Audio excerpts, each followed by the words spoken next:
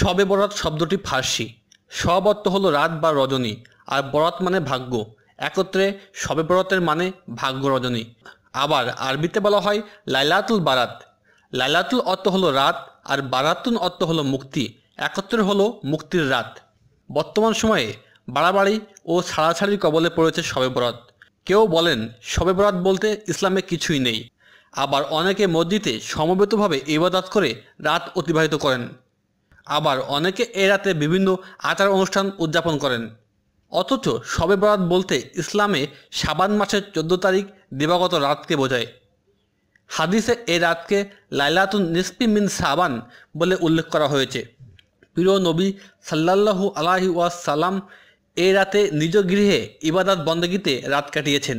যদিও রাসূলুল্লাহর বাসগৃহ আর মসজিদে নববী একই সঙ্গে ছিল, তথাপিও তিনি নিজ গৃহে নফল ইবাদত বন্দেগী করেছেন।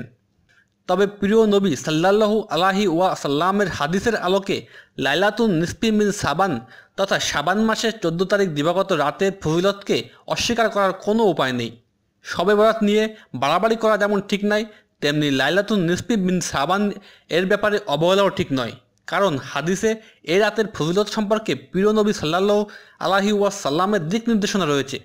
এই রাতে আল্লাহ তাআলা মুশরিক এবং বিদ্বেষী ব্যতীত সব অপরাধীকে ক্ষমা করে দেন। রাসূলুল্লাহ সাল্লাল্লাহু আলাইহি ওয়াসাল্লাম বলেছেন, আল্লাহ তাআলা অদ্য শাবানের রাতে সৃষ্টির দিকে দৃষ্টি দেন এবং মুশরিক ও বিদ্বেষ পোষণকারী ব্যতীত আর সবাইকে ক্ষমা করে দেন।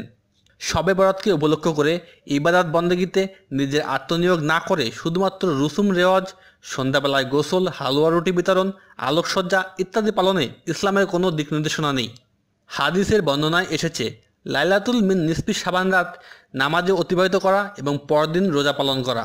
সুতরাং রুসুম রেওয়াজ পালন নয়, শাবান মাসের 14 তারিখ দিবাগত রাতে হাদিসের উপর আমল করতে নিজ গৃহে নামাজসহ নফল ইবাদত বন্দেগীর পাশাপাশি কিছু সময় ঘুমানো এবং পরদিন রোজা পালন করা উত্তম।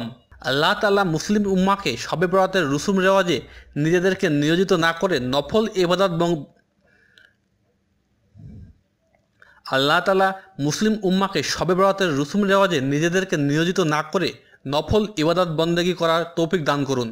শবে বরাত নিয়ে বাড়াবাড়ি করা থেকে হেফাজত করুন, আর ইবাদত বন্দেগী না করে তা ছেড়ে দেওয়া থেকেও হেফাজত করুন।